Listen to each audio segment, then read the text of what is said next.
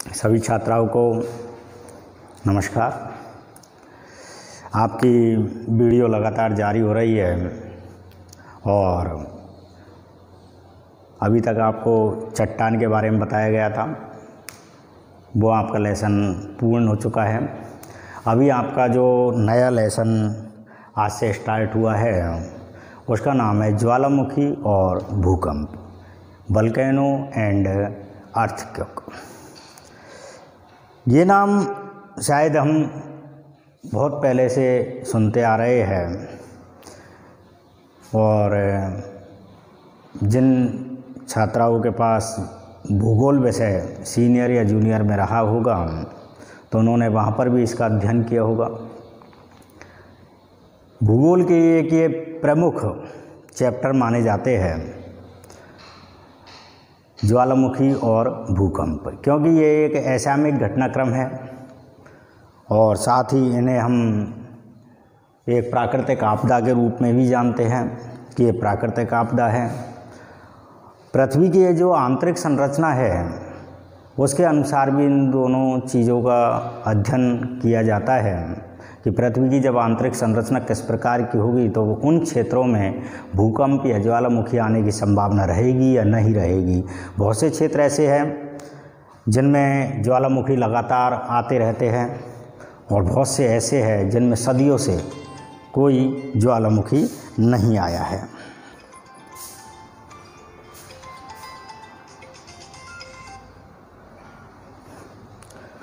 तो इस प्रकार से हम बता सकते हैं कि ज्वालामुखी किस प्रकार से कहाँ पर आते हैं, कहाँ पर नहीं आते हैं। तो पृथ्वी की आंतरिक संरचना के बारे में यदि हम अच्छे से जानते हैं तो हम इन दोनों के बारे में भी बता सकते हैं कि भूकंप या ज्वालामुखी कहाँ पर आएंगे या कहाँ पर नहीं आते हैं। यदि हम प्रशांत महासागर की बातें करें तो प्रशांत महासागर के चारों ओर ज्वालामुखी की एक पेटी है। पेटी मतलब एक क्षेत्र है और उसको अग्निवलय के नाम से भी जाना जाता है, क्योंकि ज्वालामुखी जब उद्गार होता है तो उसमें अग्नि, मैग्मा, लावा निकलते हैं, इसलिए उन क्षेत्रों को अग्निवलय के नाम से भी जाना जाता है।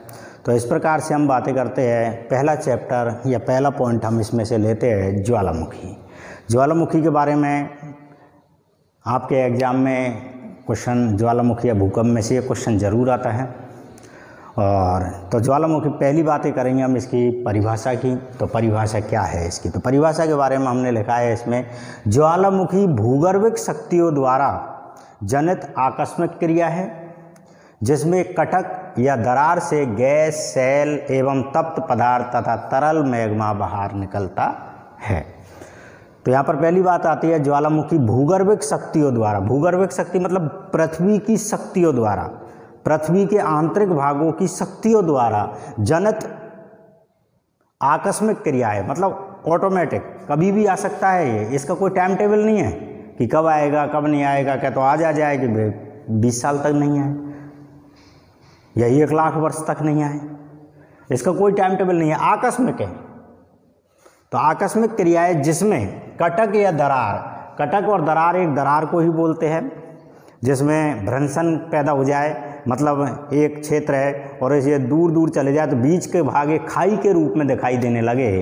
तो कटक या दरार से जब कटक और दरार, जब बीच का जो भाग है उससे क्या निकलने लग जाए, गैस, सेल, सेल मतलब चट्टान एवं तप्त पदार्थ मतलब गर्म पदार्थ तथा तरल मैग्मा, जो लिक्विड मैग्मा होता है वो बाहर निकलने लग जाए तो उसे हम ज्वालामुखी कहते हैं।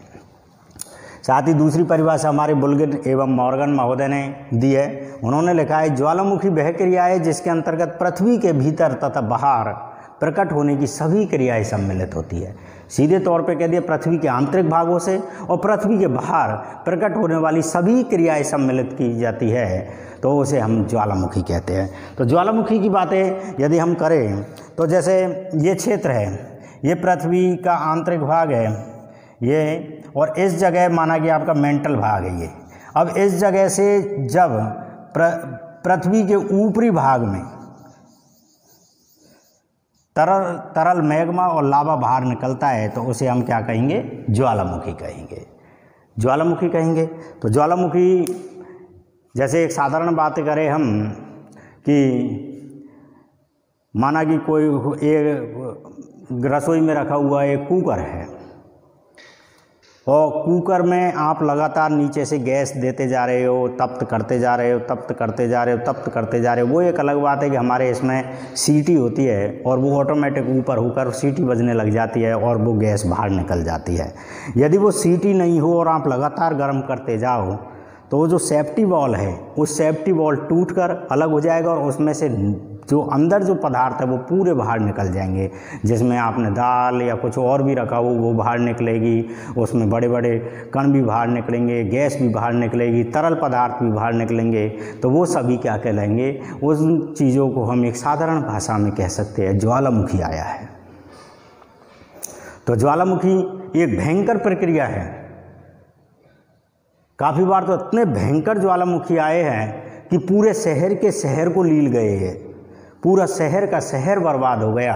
इतने भयंकर ज्वालामुखी आते हैं। बहुत से ज्वालामुखी ऐसे हैं जो 12 महीने 24 घंटे आते रहते हैं, जैसे स्ट्राम्बोली का ज्वालामुखी। स्ट्राम्बोली के ज्वालामुखी की हम बात करें, इसे प्रकाश स्तंभ भी कहा जाता है, विश्व का प्रकाश स्तंभ भी कहा जाता है, या भूमध्य सागर का प्रकाश स्तंभ के नाम से इसे जाना जाता है, क्योंकि उसमें से हमेशा ज्वाला निकलती रहती है। तो दूर से पहचाना जाता है कि स्ट्राम्बोली ज्वालामुखी है और ये भूमध्य सागर पे स्थित है। तो इस प्रकार से हमने कुछ परिभाषाएं इसकी लिखी है। अब बात आती है कि ज्वालामुखी आते क्यों हैं। तो यहाँ पर पॉइंट दिया है आपके ज्वालामुखी क्रिया के कारण। भाई ज्वालामुखी आते क्यों है, ज्वालामुखी क्रियाएं क्यों होती है, उसके कारण क्या हो सकते हैं। तो यहाँ पर 2-4 पॉइंटों में मैं आपको इसको समझाऊंगा। पहला है आपका भूगर्भिक असंतुलन। पृथ्वी अपनी जगह पर स्थिर है, परिक्रमण काल से गुजर रही है, अपने अक्ष पर 24 घंटे में एक चक्कर पूरा कर लेती है, जबकि वो सूर्य के 365 दिन में एक पूरा कर लेती है। तो पृथ्वी में एक संतुलन बना हुआ है। यदि उस पृथ्वी के अंदर कुछ ऐसी केमिकल क्रियाएं होने लग जाए कि उसमें असंतुलन आ जाए, तो असंतुलन आएगा तो क्लियर है, या तो भूकंप आएगा या ज्वालामुखी आएगा। एक घटना जरूर होगी। आपके पेट में भी यदि काफ़ी बार ज़्यादा खा लेते हैं या कुछ और हो जाता है, आपकी दिनचर्या बराबर चल रही है, फिर भी आपने किसी दिन भोजन ज़्यादा कर लिया, कोई शादी ब्याह में चले गए और वहाँ पर खूब खा लिया, तो क्या होगा, पेट में ज्वालामुखी हो जाएगा। ऐसा लगेगा जलन हो रही है, गैस बन रही है। तो बहुत सी क्रियाएं जो ज्वालामुखी में होती है वो सभी चीज़ आपके पेट में होंगी। जब तक वो पदार्थ बाहर नहीं निकलेंगे तब तक आपके पेट की क्रियाएं चलती रहेंगी। तो वही ज्वालामुखी है। जब आपके भूगर्भ यानी पृथ्वी में ही असंतुलन होने लग जाए तो समझ जाओ या तो ज्वालामुखी या भूकंप होने की संभावना बन रही है। हमको पता नहीं लगता है, वो एक अलग बात है कि पृथ्वी में संतुलन बना हुआ है या नहीं बना हुआ है, वो एक रिसर्च का विषय है। आप आगे पढ़ोगे तो आगे भी आप इसमें रिसर्च कर सकते हैं। दूसरा है आपका गैसों की उत्पत्ति।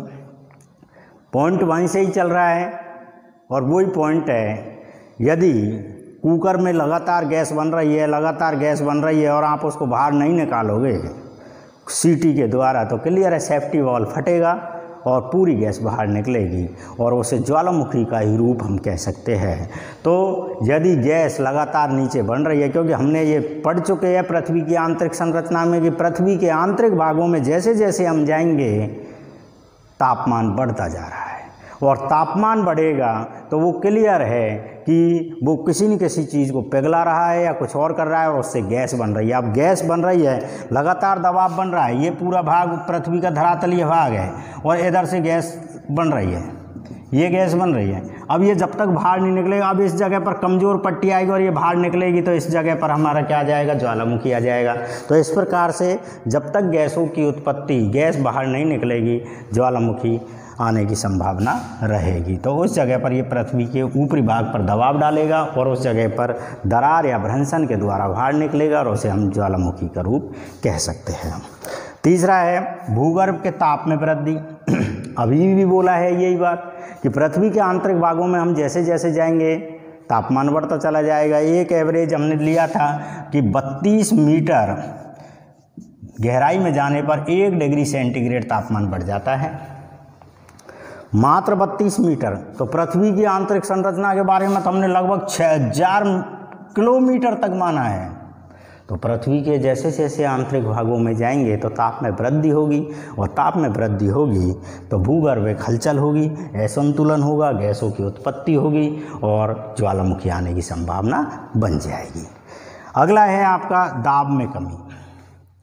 भाई कोई वस्तु है, लगातार दबाव बना हुआ है, तब तक उसमें से गैस पास नहीं हो सकती। जैसे ही दबाव हटेगा गैस पास होगी, और गैस जैसे ही बाहर निकलेगी और वो ज्वालामुखी की क्रिया होने लग जाएगी। तो दाब में जब कमी होगी तो क्लियर है कि उस जगह पर भूकंप आने की या ज्वालामुखी आने की संभावना बढ़ जाती है। और एक पॉइंट है आपका लास्ट, प्लेट विवर्तनिकी, प्लेट टेक्टोनिक थ्योरी। ये एक पूरा लेसन है आपके इस वीडियो में ही, अगले वीडियो में आपको इसके बारे में समझा दिया जाएगा कि प्लेट विवर्तनिकी क्या है।